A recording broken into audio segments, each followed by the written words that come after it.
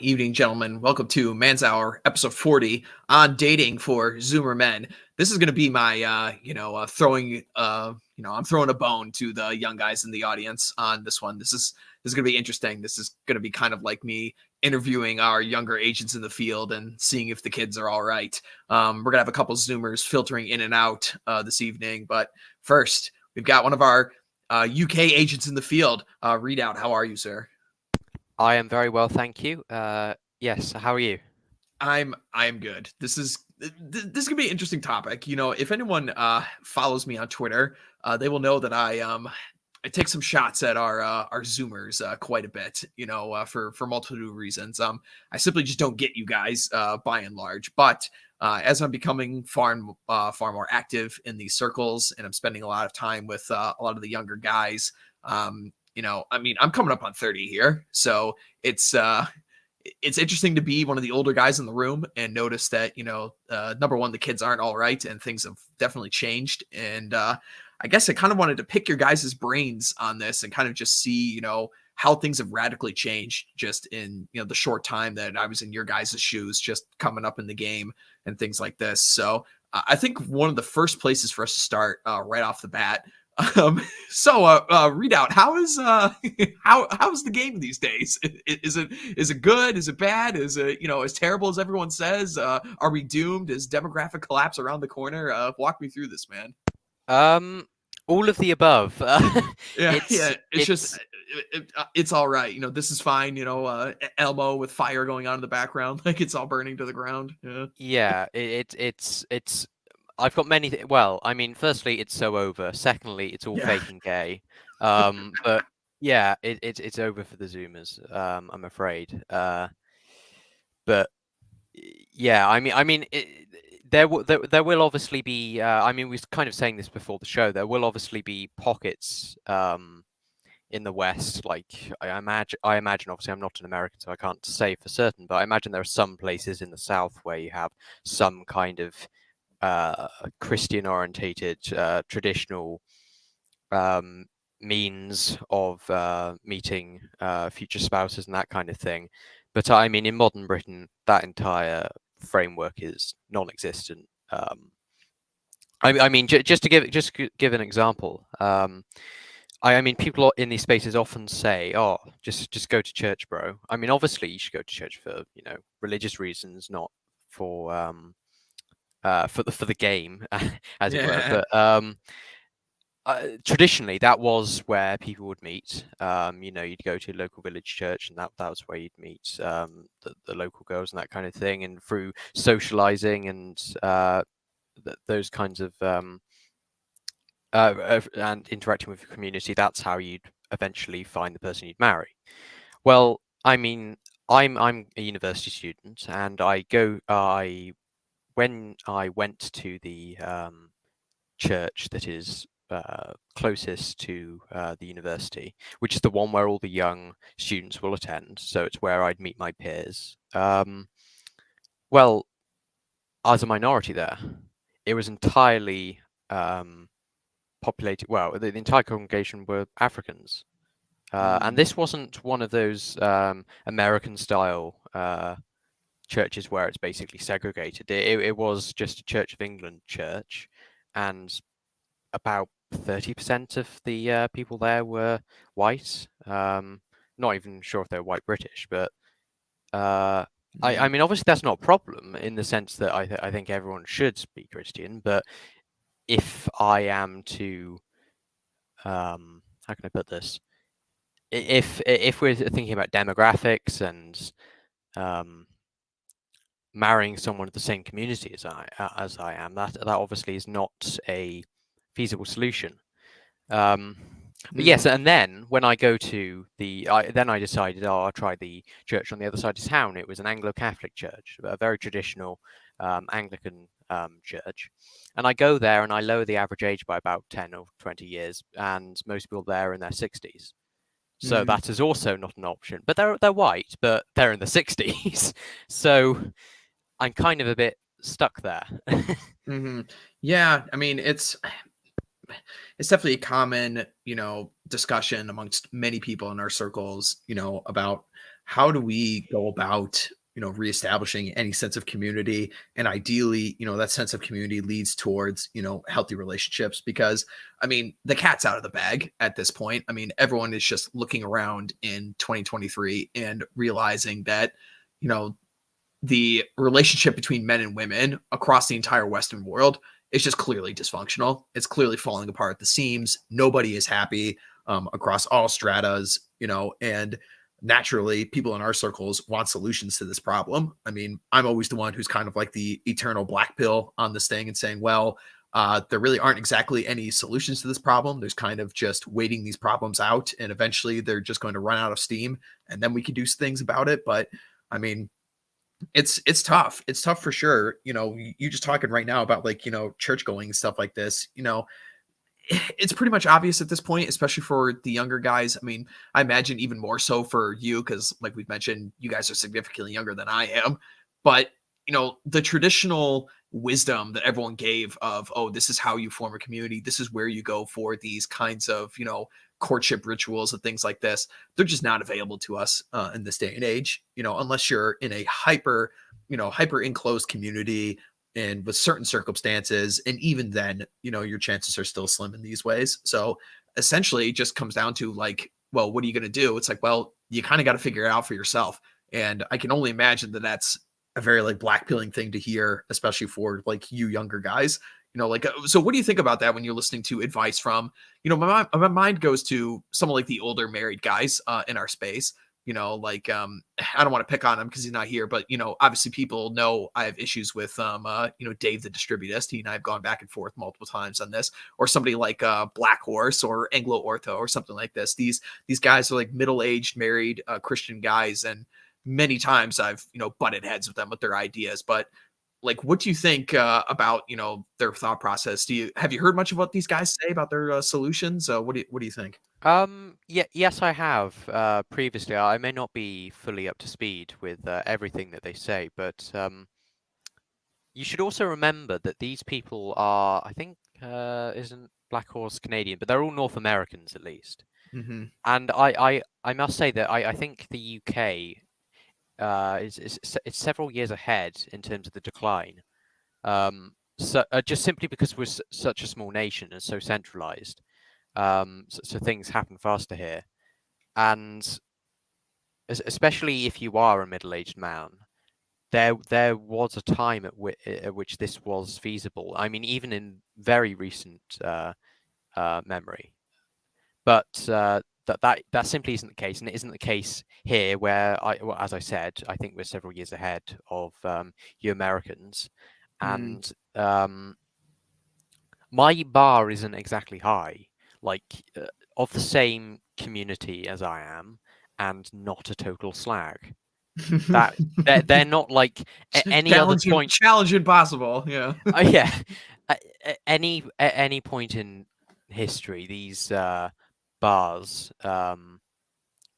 would have been, well, I mean, not any point, but at most points of history where you had some kind of overarching, I don't want to use the term, but I guess it's appropriate in the technical sense, patriarchy. You Mm. would have had these things in full, that would have just been a very just sort of standard thing. But today, in this sort of degenerate hellscape that is modern Britain, we don't even have those very low bars met.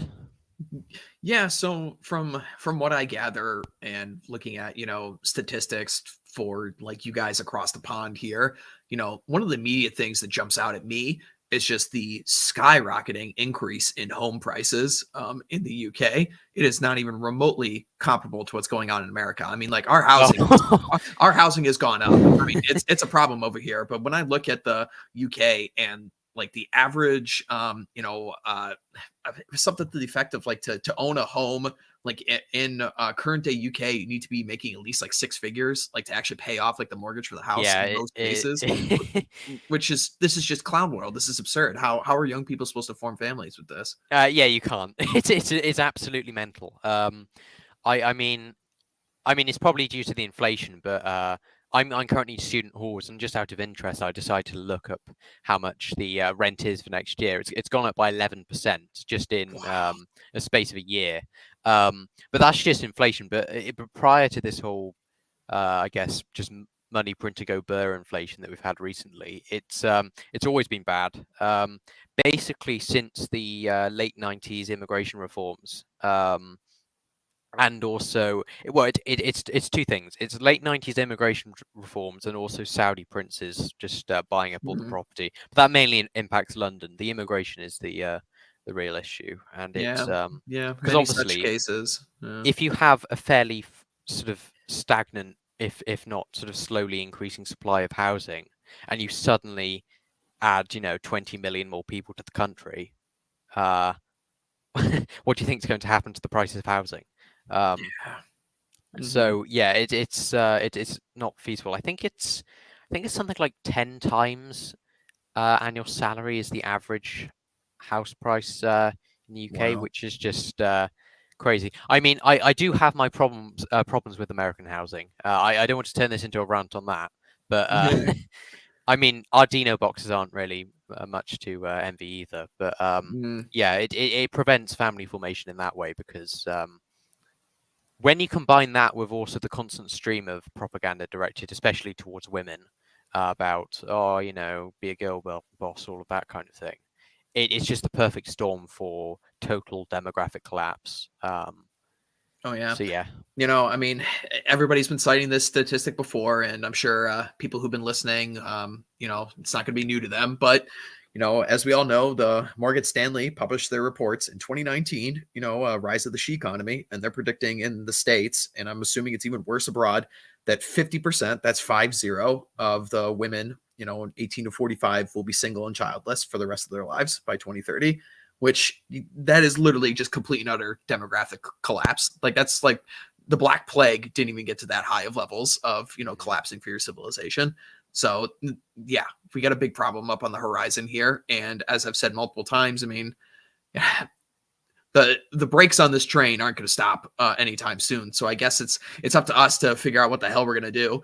Well, It's I can tell you one thing we need to do. If you want to make a bit of money, invest in companies producing cheap wine, cat toys, and yeah. SSRIs. So Yeah, at least yeah. you can invest in that stuff, for sure. But I mean, let's talk about, one of the other things I see all the time. Like, all right, so I'm going to basically describe, what was going on for me when I was in this game, when I was around your age, and just describe to me how things have changed, essentially, and or like just stop me when this sounds like so absurd. Like, my God, this never happens. So essentially, what would happen is you would have, like let's say you're in like a college or a university. I didn't go to a super big one. I mean, we have some in America that are over 50,000 students, which is crazy. I didn't go to one that was remotely that big. My undergrad was only around 5 or 6,000 was the whole school. But you Okay, basically, sorry. I was just going to quickly say our universities tend to be quite a bit. That's not even like a massive university, but yeah. mm, Sorry, go on. no, which number? You said like five or Like six or, a 5,000 universities, like I'm not even sure if they exist here. Like that, that's oh, that's minuscule. huge. Oh no, Yeah, it's really tiny. Oh, interesting.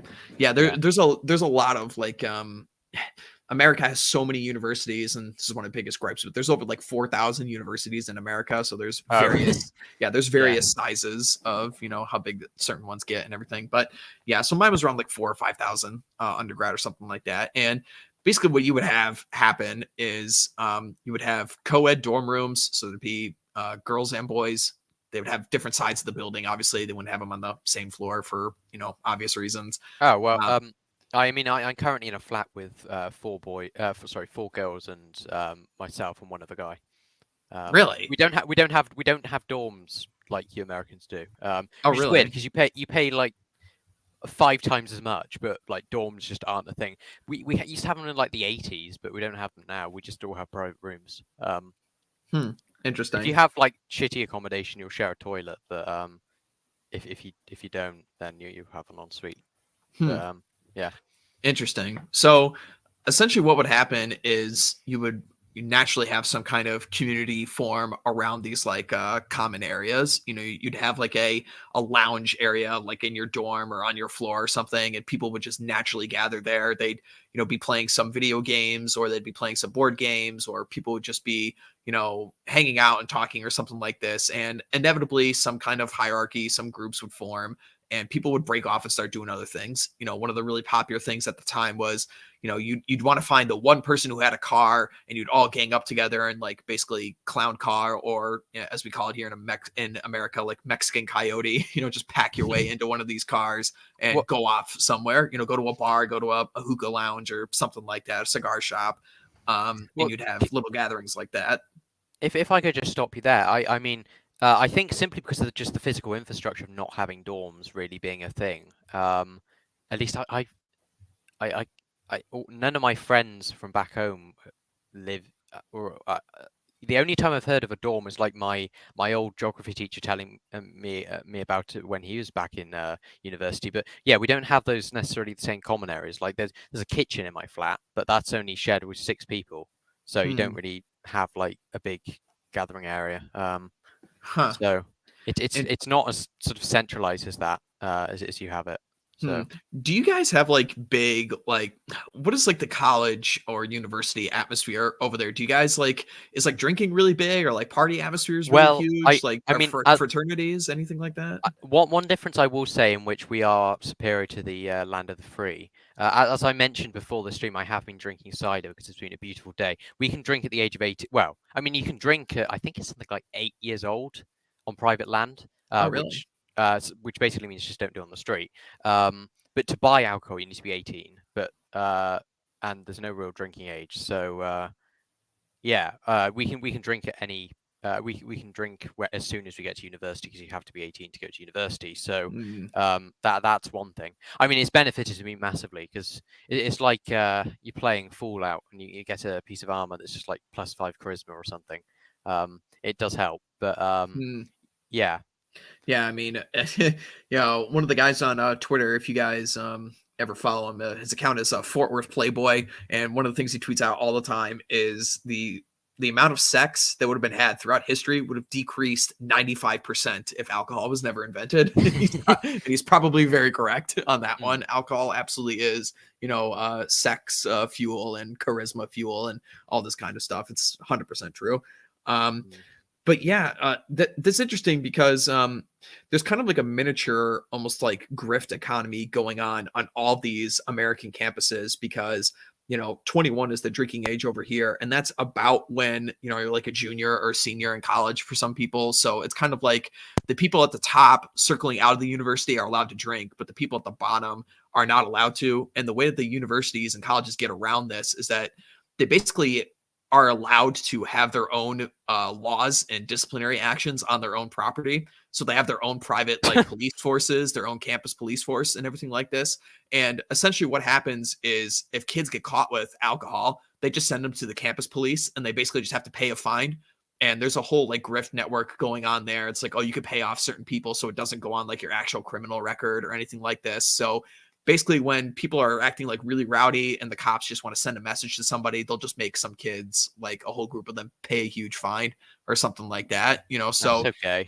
yeah, so it's like it's only like kind of loosely enforced, I mean, like Mm, back when I was on campus, I got caught with this, a couple of times and had to pay a fine a few times, but it's kind of funny because you would get these very elaborate schemes of like the younger kids, trying to figure out like, oh, how could we sneak these in here and not be too rowdy so we get caught and things like this. And that always ended up being really hilarious, like there'd be ridiculous stories. I mean, my own personal anecdote, I was one of the guys who, I mean, I've been drinking for a long time, like throughout my family, because they were like kind of cool about it and stuff. But it's still like kind of like a taboo thing in America. You will get to places where people just won't drink until they turn 21. And I was like kind of one of those guys that ended up just hoarding all of like the empty beer cans and beer bottles and liquor bottles in my room.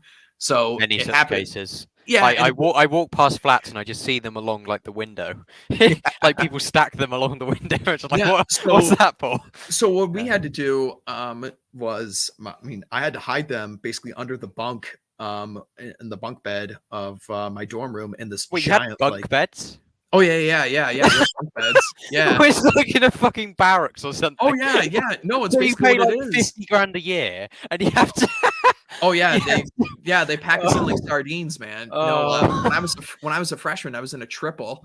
So I had two roommates. There was one double bunk and there was one high loft, and the square footage was, not even 75, 100 square feet. It was, tiny. We basically had no space, but it's still a lot of like crazy and funny memories. But anywho, like, so I'd be hoarding all of these, beer cans and everything in these giant black garbage bags, and people were making jokes like I was Santa Claus, like hauling these things out to the dumpster in the back at like 2 o'clock in the morning on a Wednesday so we wouldn't get caught, because it's like, oh, here comes like midterms. They're all going to leave our dorms for a couple of weeks and they're going to check our rooms. So time for us to get rid of all the beer. And, so a lot of hilarious hijinks would, ensue after that. But yeah, like, so obviously much of social gatherings for young people is basically just drawn around, alcohol consumption, especially over here in America. It's a huge deal.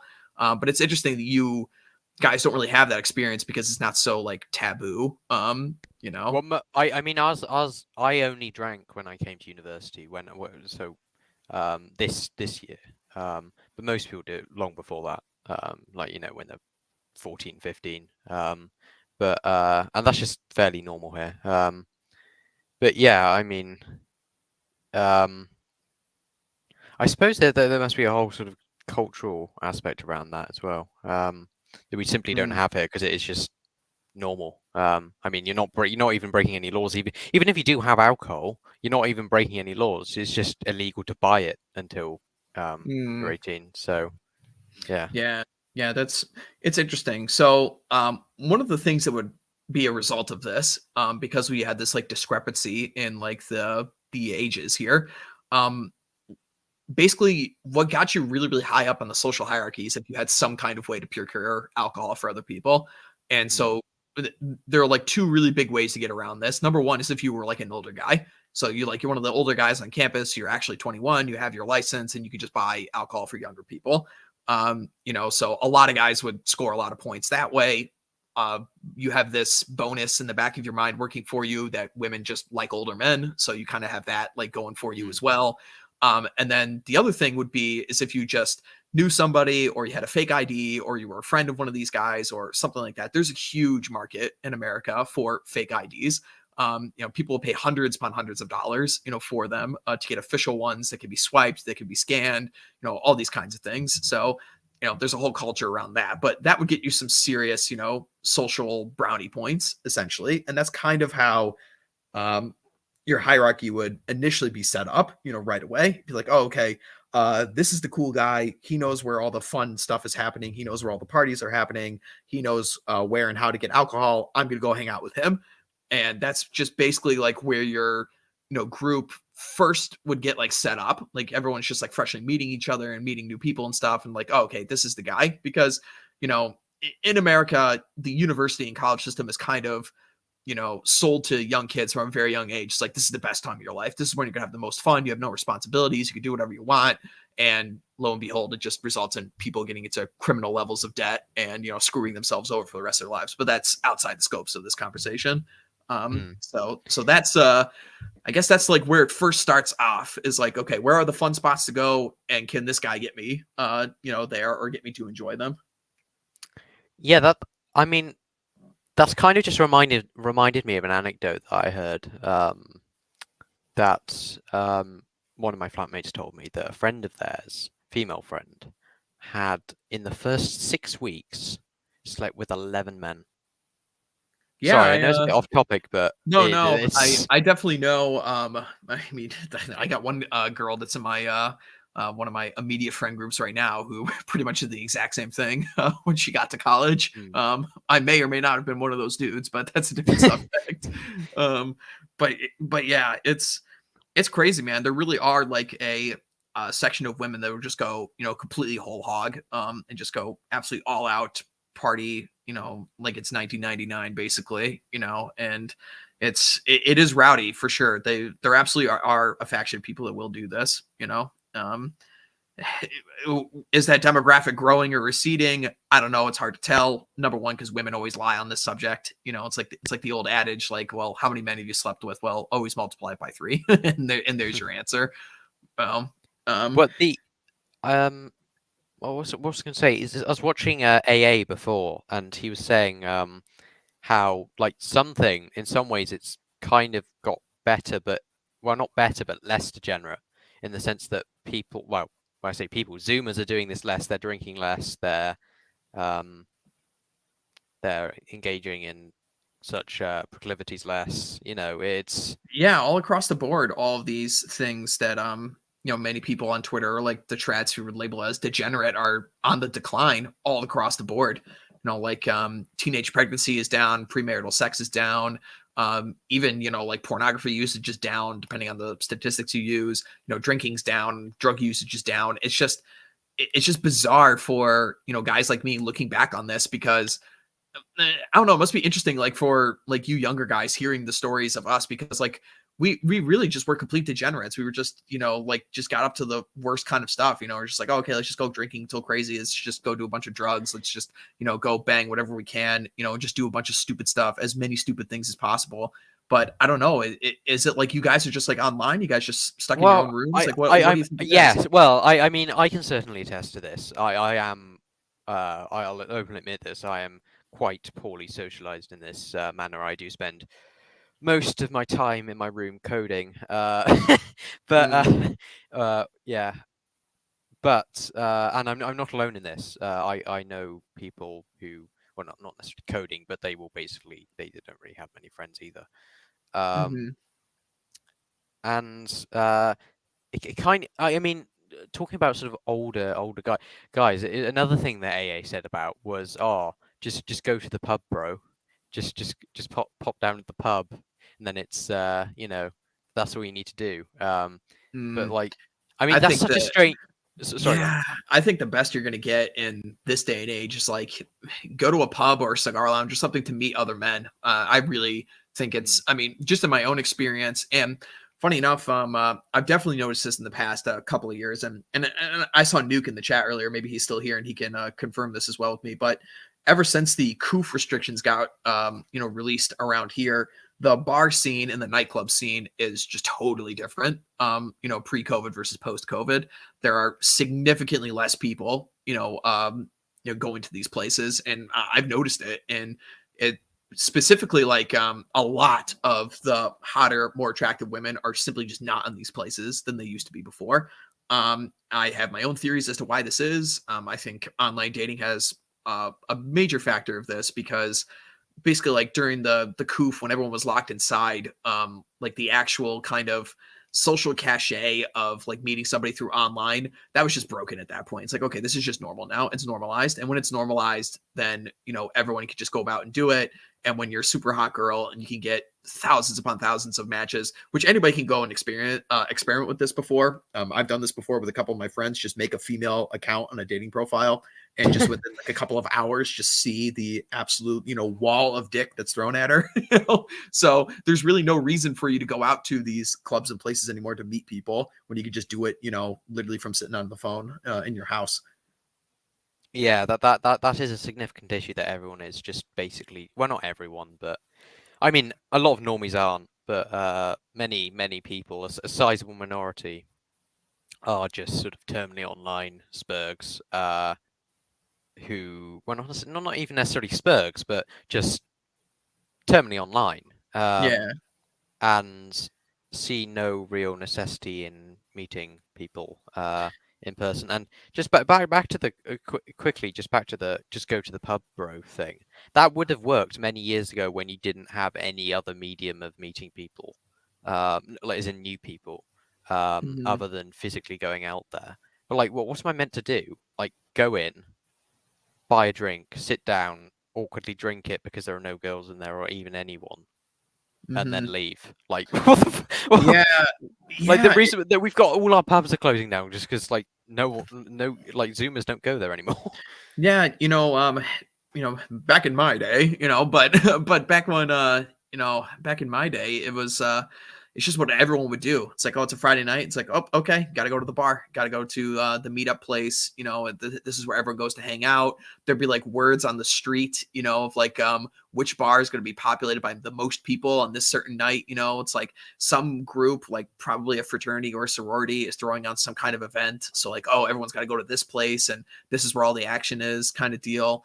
But yeah, I mean, I definitely noticed that and hear that from most everybody, the young guys these days, is like, unless you're in a really popular like college town, which there are a bunch of in America, there are literally just towns that are sprung out in the middle of nowhere and only exist because, a 50,000 student, college is right there. And that's basically the entire town's economy. But aside from those places, there really just isn't that anymore. And what I gather from just going to pubs or bars or cigar lounges or anywhere in America, it's like these are places where you pretty much exclusively just go to meet men at this point. It's going to be really hard pressed for you to find,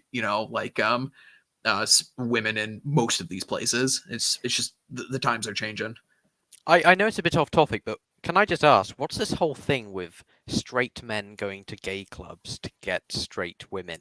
Like, what the fuck is Oh, that? Like, yeah. I go back home for Christmas, and I'm speaking to a friend, and he said, "Oh yeah, I went to X place in X city," and we just keep on talking. He said, "Oh yeah," he says a gay place. I called him some very unkind things after that, but You should, but yeah, but like, what but is that whole thing? Apparently, it's a common thing. Even speaking to Australians, apparently it's a thing there as well. no, it is. It's a thing here in America too, and one of the things that's also picking up, and this is something I will not stoop to this level by no means. I've got my standards on some things for sure, but one of the things that's really picking up, and this actually was a thing that one of my previous girls not too long ago was really into with her girlfriends. They would go to like drag shows and things like this, Oh, and people would like go to a bunch of those, and this is like the thing that people would go to. I'm like, no, I ain't fucking doing that. But yeah, like people would go to like the gay nightclubs and stuff to basically pick up chicks for a number of reasons. Number one, like the girls would kind of feel like it's a more safe place where they're not going to get approached all the time, just like, oh well, the guys are gay kind of deal. And mm, like gay guys generally are much more like energetic and fun and everything like this when you're in these nightclub settings, because a lot of guys just don't know how to go ahead and approach or dance or just walk up to a random girl like in a nightclub or a bar or something and engage more. There's a lot of like wall sitting, going on. A lot of guys are literally me. standing. Yeah, yeah. There's no. I mean, I was definitely like that for sure. At many points in the past for sure. So no shade on that regard, but yeah, no, it is a thing where single guys and pickup artists of all kinds would flock to like gay bars and basically be like the only guy who's there like hitting on the girls. This definitely is a thing.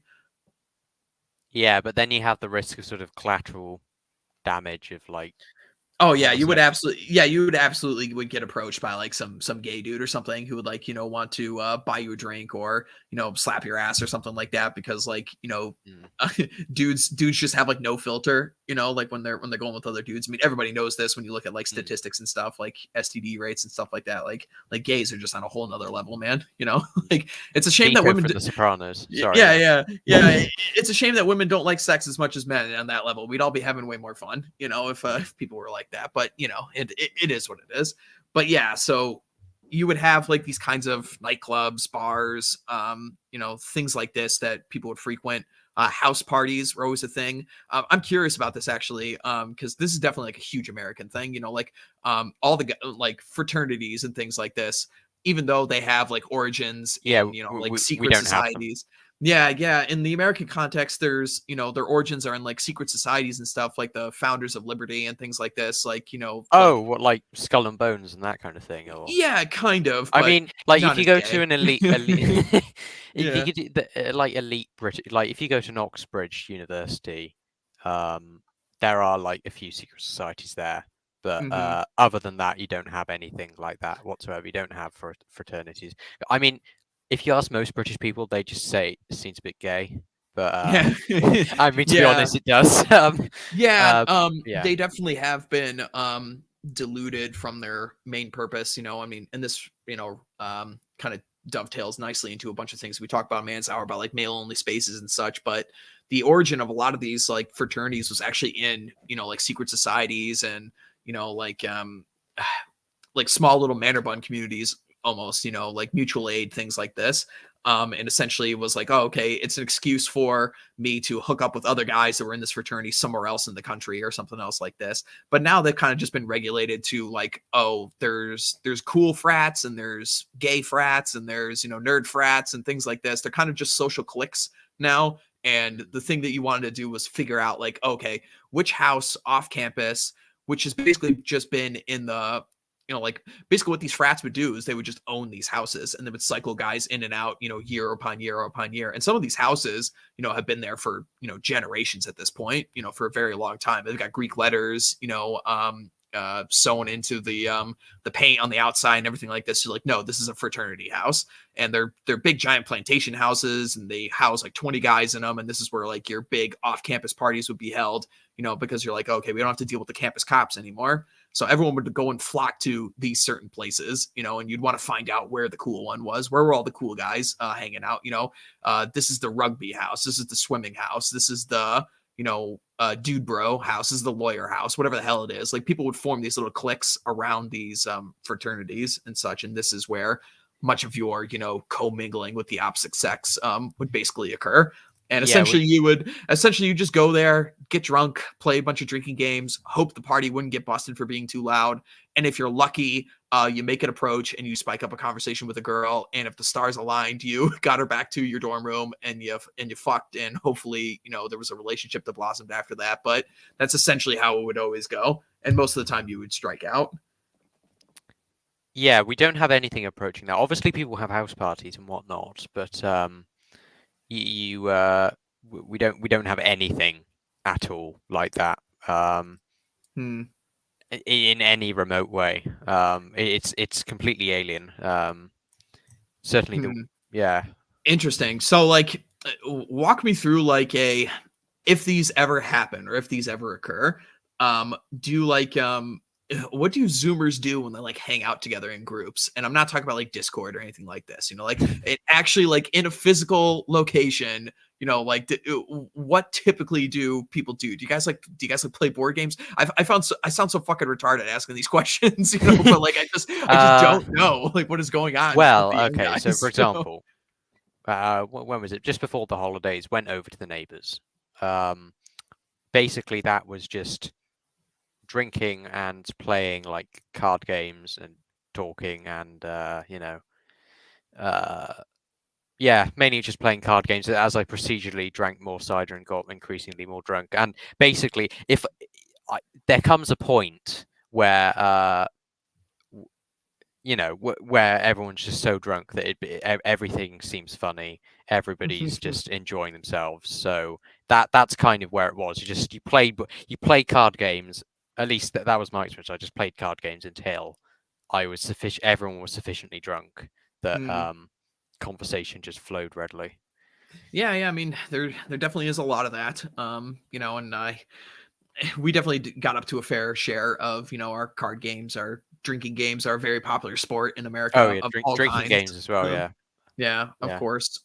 So, well, I'm glad to see that hasn't changed at least. What I'm gathering these days is that as opposed to in the past, in my day, when you just casually like would just know something would be going on, somebody would be doing something, somebody would be hanging out. Now it kind of seems like you like personally almost have to be that galvanizing force to light a fire under people's asses to actually go and do something.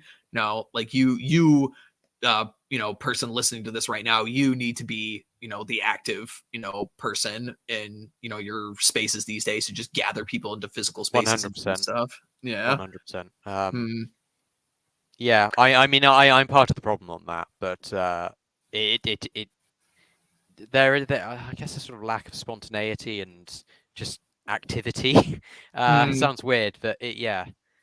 Yeah, I mean, there definitely would be a lot of spontaneity, in my day. Like, I remember there was a day when we were on campus and we kind of had like a clique of maybe like 30 people that were like loosely associated with each other. Most of us lived in the same building, we all just like kind of hung out, but we ended up gathering like a group of like 20 people because, obviously being in America, it snows a lot, 6 months out of the year, depending on where you are. and it just snowed so much on like a Tuesday. They just canceled like a bunch of classes and stuff. Like it's too dangerous for people to be driving to the university here. The roads are covered in ice, so no school today. The teachers don't want to lose their precious BMW cars wrapped around a tree. So like, okay, you guys have the day off.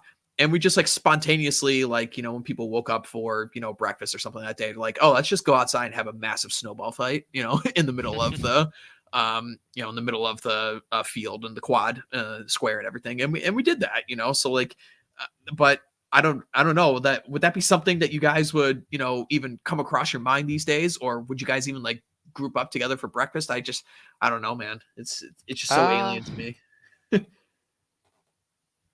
yeah, it's difficult to once again. I mean, I'm not necessarily the perfect example of things because I know I've been here like 37, 40 weeks. I Hmm. know I know like a dozen people, and like that's not even people I'm necessarily friends with. I just know like in this entire damn city, I know about like 12 people because yeah, I'm quite shy, but yeah, it's people do to some degree do that kind of thing with larger friend groups, but uh Hmm. yeah, I wouldn't necessarily say 30 people though. That seems quite large, but yeah, some people are pointing out in the chat we do have like societies. Like there'll be like a rugby society, or I don't know, Hmm. Yeah, like a it's geography society, that kind of thing, but yeah, not necessarily yeah. France. I guess that's kind of similar. That seems a little bit.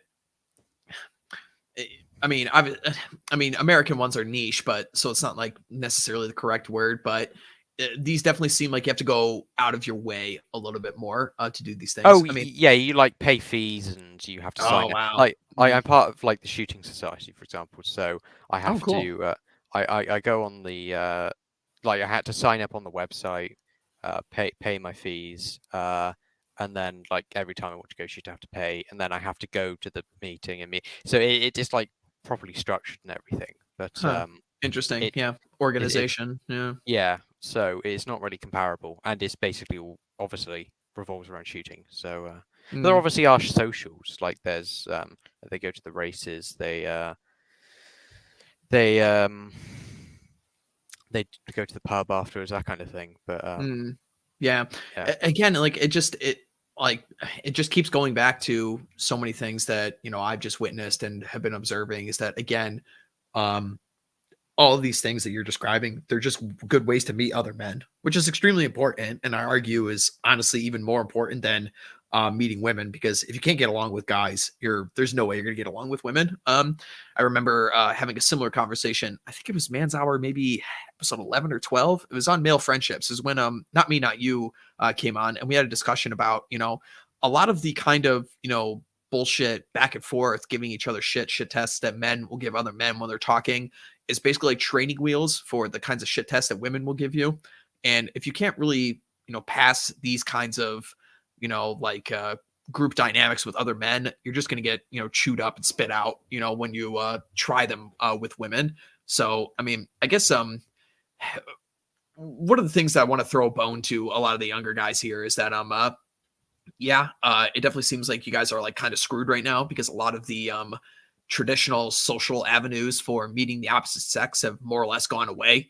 But I mean, you can look at that as a white pill in the sense of an opportunity, is that you can really separate yourself from the rest of the crew if you can be that galvanizing kind of force and that guy who sets things up. And What yes, it's extremely annoying and it's extremely a pain in the ass to always be the person setting things up. Trust me, I know. But I think it's just part of the territory at this point to be, one of these, I don't know, what would we call it? Man amongst the ruins, for lack of a better word. well, can I just ask you a very simple question? Yeah, go for it. Well, it should be simple. Where do you like meet people of the opposite sex? Like what just where? Like what I mean, where like like physically, like geographically, like what I think, do I do? Because like I have no clue. Because I have no idea of how to do any of this from like even first principles. So yeah. I mean, like, I guess in this day and age, you kind of just have to go to, you know, certain events and certain venues, I kind of just hope they show up. I mean, like one of the places you can always go to is the gym. I mean, there's always going to be women there, but then comes into other problems of, okay, do you Now want what? to be, yeah. It's like, do you want to be making approaches at the gym?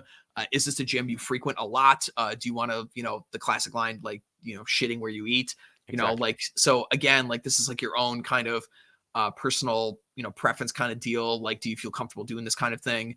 I mean, I know a lot of other guys will, basically back up and say like, oh, like a day game is the way to go. Like actually going out and cold approaching people. Like there's still a rich community of like pickup artists online that will still do this kind of stuff. I think that is largely waning for most places and most people.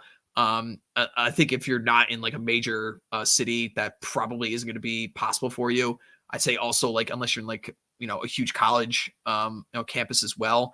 So I mean, again, it's tough for me to say like being across the pond, but I mean like over here, I mean, majority of my game at this point is online. A majority of it is. The other part of it would be a lot of like social circle game is another way that I score. So like a friend of a friend, like I go to a gathering, but again, like our generation of people, they still host things. Like I've got a buddy who does a poker night once a month that I go to all the time, and he gets a bunch of people in his neighborhood to come around. And sometimes there's girls there, sometimes there's other guys there.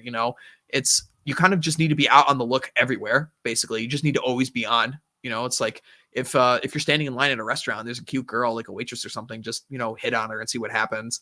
Like if you're out and about, the kind of like hyper congregated areas are more or less gone at this point. I mean, it's not like you can make an approach at a church either. You're going to get, weird eyes going that way. But yeah, I think social circle game is definitely probably going to be, where people go at this point.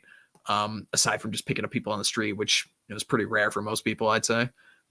Or you just have to, get good at online dating, which is a whole Well, other thing. I went to I actually went to set up a Tinder account just to have a look at like no, not even necessarily to use it, just to sort of assess the playing field as it were. Yeah, But just see how black-pilled you are. Yeah. well, yeah, and I realized that I don't actually have any selfies of myself because like all my pictures on my phone are just like pictures of there's a nice cliff. Look at the sea or something like it's pictures of my surroundings, not Yeah, not of and me based in my surroundings. and based right-wing memes, of course, which is Yeah, like what a majority of my phone is at this point. It's just yeah. so many memes. Oh yeah, Yeah. stuff that would get me in prison for many years. Oh yeah, in your country, that's a problem. Yeah, Oh yeah, yeah. yeah. Like Oh yeah. Yeah.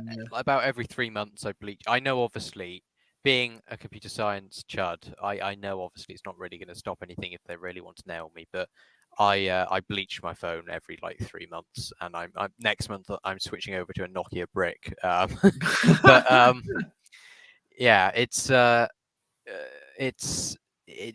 I just set up like a blank account with like I just had a picture of like a wall and like just like a white box just to have a look. And Yeah, funny enough, there are people that score a lot with this.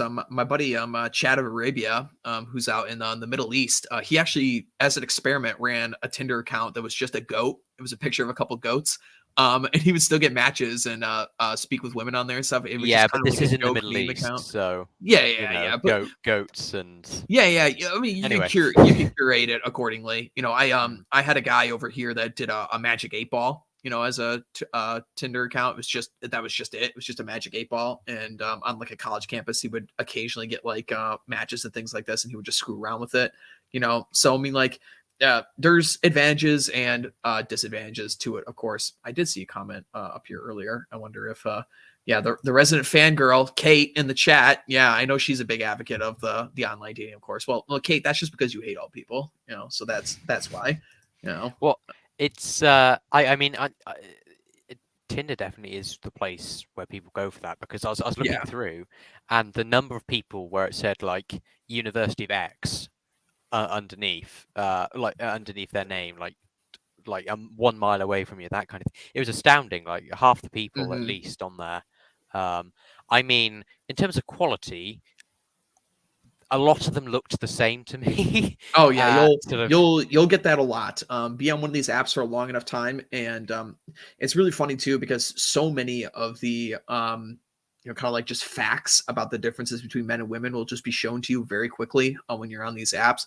One of the most hilarious things you'll see, and you'll see this a lot. Like any guys in the chat who are on these dating apps will notice this too. Um, Even if you basically engage zero like normie mainstream media and things like this, like mainstream TikTok or mainstream TV or what's on the news or anything like this, you will kind of just get a crash course basically from what the women are doing, because they will all start using the exact same phrases in their profiles, or all of them will start taking the exact same photos in front of certain things. Like there's a bar not too far from me that has like a sign in one of the corners of the bar that says like well-behaved women don't make history, and you will see just Mm. pages upon pages upon pages of women will just take pictures in front of this fucking sign. It's I like, oh yeah. it reminds me of that at my like for my secondary school at the winter ball. There we went to this like this place, and they had like a neon sign with some like shitty slogan. It wasn't like quite like live, laugh, love or something. It was something about women.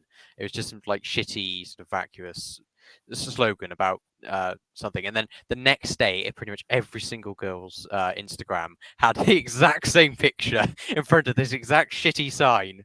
Oh, Yeah. and just like it's just like all the like boys' Instagrams, if they did put anything on there, but if they did, it was like, oh, me standing in front of the manor house that we it was like hosting, which is Hmm. objectively a far more interesting background than some shitty sign.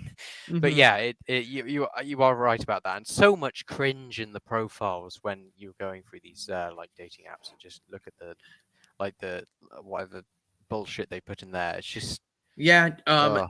My best advice to all the guys is just ignore it. Mm. Just don't even read like a chick's profile. Honestly, literally just look at the pictures. Because Well, if it says single mother in there, yeah, but like you'll look at that like when you actually match, like is the thing and stuff like that, right? But like when you're initially going, you're just gonna get so black pilled if you like go through it and read it, and you'll kind of like train your brain to kind of like, I don't know, like spot cringe and just immediately want to eliminate it like a Terminator or something, like a T-800, and you'll just like find yourself basically like swiping upon hours on hours and not getting anywhere. And it's like, listen, just, like would or would not. Is she attractive? Just swipe right and see what happens. Get her in person, get her in front of you. And you know what? They're women, man. Like you could basically ignore like 95% of what they say on most issues because it really just What doesn't matter. They're just going to listen to it you anyway. it reminds me of what something Sam Hyde said. That if you want a woman that's based in red pill and aligns 100% with what you believe, you'll end up with just marrying an autistic man. Yep. Just like He's just so it doesn't right. matter Yeah, so long he's as so they're not correct. completely mental and like have qualities that you want that are sort of intrinsic rather than sort of this sort of oh, they support X political issue or whatever. They clap for the NHS. He, Just don't give a shit. Just like, yeah, exactly. No, very true. they'll conform to what you want if they like you enough, I suppose. Yeah, it's 100% true. And the other thing too is like, I pose this question a lot to guys that inhabit our corner of the internet, and basically I point out like, fellas, how often do you get mad at somebody else in the chat or somebody else in our spheres of things when they disagree with you on one small little thing, and you just spurg out on them and get real pissed? It's like, why do you want like a woman to basically behave the exact same way as like a right wing like Twitter anon? Come on, man. That would be absolutely hell for you. Stop setting these kinds of standards for the women that they can never meet. That you don't need them for that. They're pretty great at other things, but they'll never be great on the deep kind of philosophical and Italian elite theorists and all this kind of stuff. It's not what they're for. Thank God. Mm. They like us for other things, which is nice.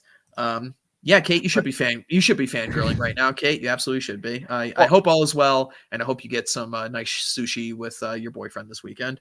Yeah. With, can I just raise something, which is that I mean, I discovered the other day I was speaking to a female mutual of mine, and somehow I came around to discovering.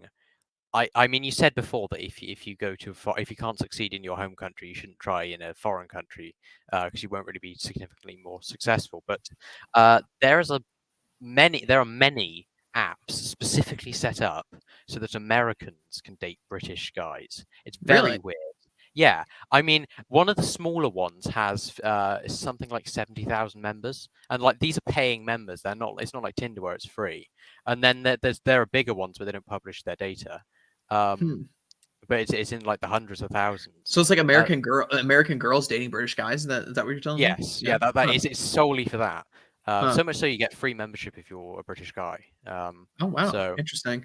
yeah, Um. it's called like one's called like meetbritishguys.com. It's like a whole thing, and it's been featured in like Times, and they did in Oh really? videos I about haven't it. I It's haven't weird, yeah. uh I haven't heard of this, but I wouldn't be surprised. There's a really big stereotype in America, probably from our colonial history, but like most Americans will Only a bad generally just memory. yeah, most Americans will just generally see any like British person as in a position of authority over them. Like if you're a British guy and you come over here to America and just like walk into a bar and start talking, like people just immediately assume you're the smartest person in the room. Um Based.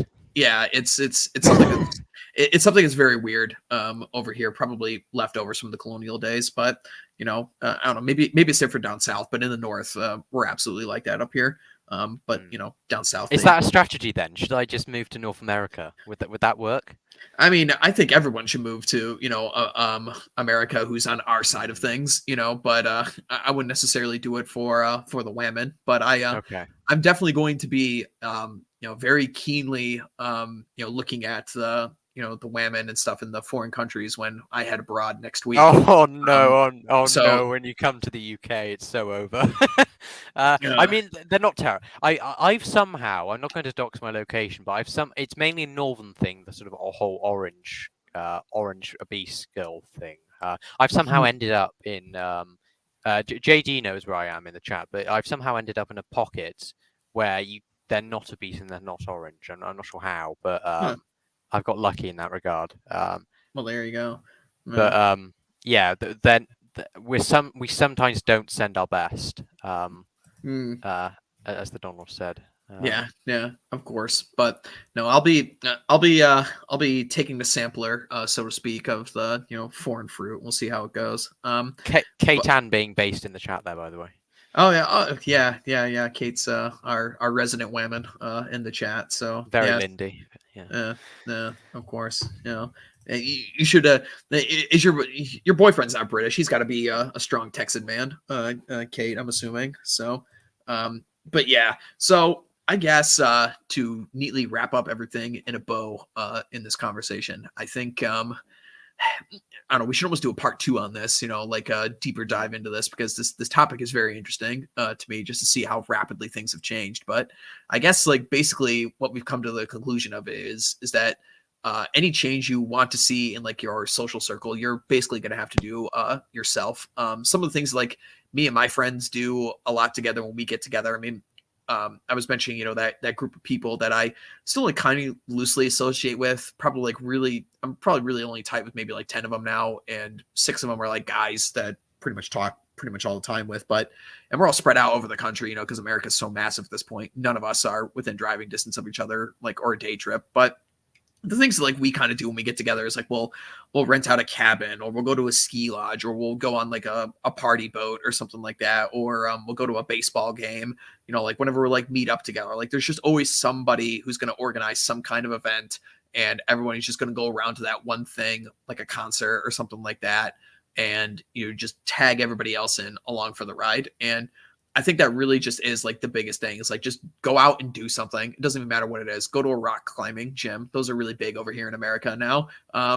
People are getting into that kind of stuff. Just do like something, anything to have an excuse to be there in person. Like I like want to like punch my screen when I read stories about like guys who basically go on dates with girls for like just online for like over a year. Like you guys, what's wrong with you? Like, do you not want to fuck? What's wrong with you? It's so weird to me.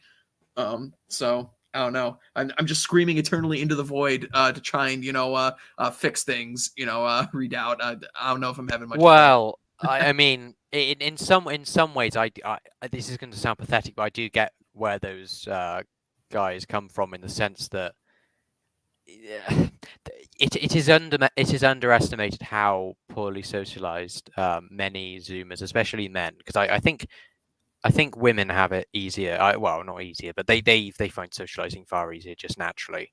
Hmm. Especially if you're of, let's say, an autistic bent, such as myself. Yeah, yeah. There's There no are shortage there are of us. Yeah. yeah, there are many of us, and it's difficult. And it's kind of the same thing where people don't want to meet up. Where like from my room, I can speak to people just over Discord. Obviously, it's not the same, but it's infinitely easier, um, and I guess in a way safe. There are fewer social risks, Mm. but Yeah. yeah, I mean, it's not like you're not going to end up with any kind of long or medium term happiness from it. yeah. I Um, mean, it's definitely going to be, it's definitely different, and I'm not going to be, so foolish as to say that it's not, from like my age or anything like this, and say that the same avenues and pathways of previous generations are going to be open to you guys. But basically, like the only conclusion that, you know, I've come to at this point is that you basically are, unfortunately, you guys are put in a really, really shitty spot and it's not your fault. And basically, the other really sad part about it as well is that there's absolutely no help that's also going to come in to help you guys. So you pretty much are just going to have to be your own. You're gonna have to form your own male spaces. You're gonna have to be your own, male support group. You're gonna have to be your own, like I don't like your own priest, so to speak, because all the churches have been subverted. You're gonna have to be your own like financial advisor because all those institutions are basically all gone. You basically just have to be like this new era of Renaissance man. My buddy Ryan Stone talks about this in his new book, Praxeology Volume One, Frame, which is fantastic, and you guys should go and read it if you haven't yet. But basically, he just lines out that yeah, all these old institutions are gone. You basically have to do it all yourself at this point, and that seems like really blackpilling and really difficult at the very start of it. But at the same time, when you really start to break it down and you realize that as a guy, your 20s are basically just going to be your workhorse years. And then when you get into your 30s, things really, really are going to start looking up and change for you if you play your cards right. what I mean, I mean, no, I, go ahead. Go ahead. I was just going to quickly say that I mean, of late, I've sort of it's caused me some degree of distress, just sort of fully coming to terms with how isolated I am in this regard. That other than immediate family, there is no support structure for especially men in society. I mean, Yeah. your governments openly hate you for Hmm. various reasons we don't need to get into. Um, that like the churches are in decline and have been for many years, sadly. Um, there's there's like the education system isn't going to help you. There's basically, other than immediate family, there is nothing really backing you up. You're kind of Hmm. completely on your own and alone, which is a unique position that, I mean, at no point in history has this been the case, I don't think. I mean, No, and that's not an exaggeration. Like, you'd have yeah, some kind of support structure other than family every other time. It's weird. yeah, it's true. But at the same time, I really, really do want to stress to the guys, that like, and honestly, this is one of the chief reasons why I actually wanted to start Man's Hour in the very beginning. I mean, we're on 40 episodes now, which is crazy to me to think about, that we managed to make it this far. Mm. But I wanted to kind of cultivate just some kind of male space, even if it's like just once a week online, where we could just talk about like male issues and stuff like this. For guys in our side of the internet and our space of things who want the world to be better, who want our societies to actually be functional and all this kind of good stuff that we all want, but at the same time, just acknowledging like the realities of the world, like as it is, and where we are right now on the ground. And the stuff that you and I have been talking about this whole time is like, yeah, this really sucks. It's really blackpilling that we don't have like the community like swing dances like from the 50s where people would just naturally meet up with like the opposite sex, and things were just so much simpler. But at the same time, you really just have to look at it as like, well, in this day and age now where the bar is set so low, it really is just the best time in the world to be a go-getter. Like you really can separate yourself out from, like your weak competition basically. I mean, like one of the really nice things to do from time to time is just take a look into the abyss that is like normie Twitter and normie world. And you just realize, like, when you associate with like some normie guys, and you just realize how basically all of them are so completely screwed over. They don't understand like the state of the world. They don't understand like they don't understand what's going on, like the major pieces. They're going to go into crippling levels of debt. They're going to go into stupid relationships. Yeah, exactly. And there's two ways of looking at that. There's like the black pilled way. It's like, oh, it's so over. But then the other side of it is like, oh, wow, well, that's one less guy I got to worry about, and like, yeah, it's going to really suck. And it definitely does, like, I remember being like a much younger guy, and it really sucked, like watching like girls I was interested in get poached by like older men and things like this. And it really does fucking suck. And you think like cases. Oh yeah. And you think like, the world is over. Like, you're in your early 20s, and like all the women your age are basically like, taking off because there's a whole support structure around them, and everybody's looking to kiss their ass to hire them in positions ahead of you and stuff like that. Yeah, it's absolutely blackpilling. But at the same time, the eternal laws of the universe really just are never going to change in this regard. And thankfully for us guys, one of those eternal laws is that men are always going to rule the world, always. Until they develop some kind of virus that just, eliminates all the men on planet Earth, until the end of days, men will be running the world. It's just simple fact of the matter. Well, I've kind of taken this this kind of view in the sense that I've somewhat. I mean, I'm 18 years old. I probably shouldn't give up on on any sort of.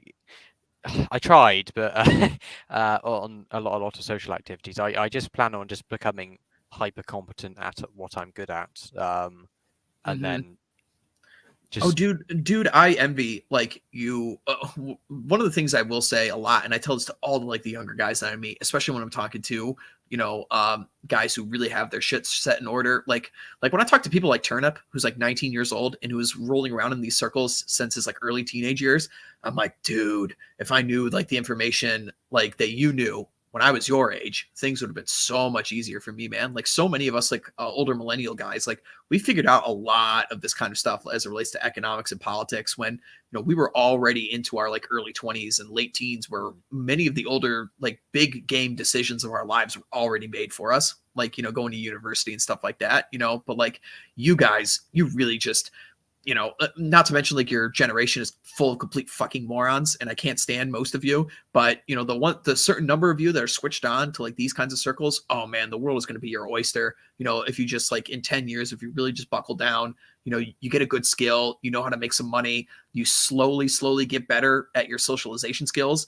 because again, like if you can get this thing on control by the time you're in your late 20s and your early 30s, my God, man, you guys are going to be running this fucking country, or like all the countries, basically, if you just know what the hell you're doing. I mean, what's going to stop you? The guy who's, your age, who like watches anime and is waiting to get his dick cut off like the next week, like, my God. Never underestimate Zoomer stupidity, genuinely, just never.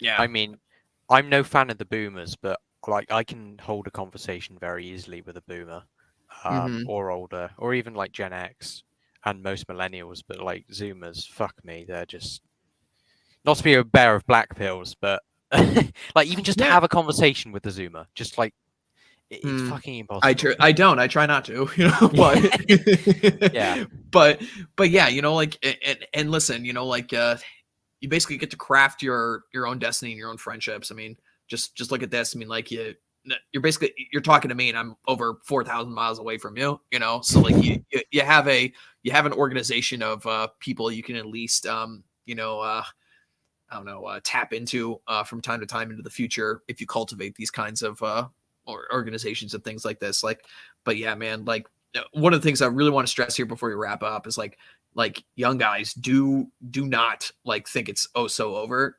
Like, listen, you guys are so young.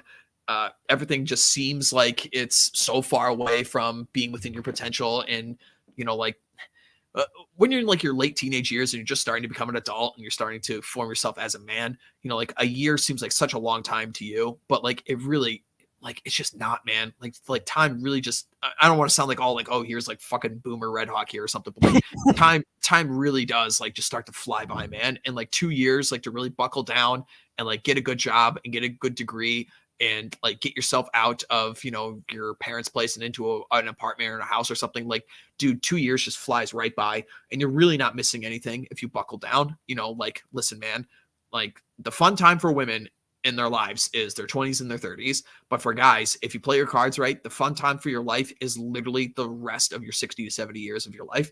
You know, like if you really get your shit together, and your 20s are really going to suck, but oh my God, if you get that unlocked, the rest of your life is going to be fucking amazing. And there we go. Our favorite accountant is in the chat. You know, hopefully he's smoking a joint right now to celebrate 420. I'm sure you are, Chad, but good job getting through tax season. And this guy, prime example, Mr. Chad Elkins, in his 40s, got a nice girl down in Texas, works remotely, works hard a couple months out of the year, and then basically just fucks off and does whatever he wants the rest of the year. You know, like, get into that kind of stuff, fellas. You know, like, the world is your oyster when you, I mean, just the simple fact that you're listening to me and you're listening to other people in this side of the internet, my God, you guys are going to, the world is yours, you know, to quote Scarface. So I think we will wrap it up there. Readout, where can people find you? I'm on Twitter at Reaction Readout. And I do spaces. I haven't done them recently because I've been quite busy with schoolwork, but I often do spaces with people like Time Sealer and JD and Hamugus. But yeah, that's pretty much the only place you can find me. Yeah, cool. Go check it out. I joined one of their spaces a couple months ago and had a lot of fun. I should come back. Yes. I'll come back and join one of your guys's pretty soon. I'm starting to be Yes, more you're more than active. welcome. Yeah, I'm starting to be more active on those Twitter spaces. I've been joining quite a few of John D's and Paul Fahrenheit's recently. So yeah, I'll definitely swoop by one of these nights and join you fellas. We have a good time. All right. I will wrap it up there.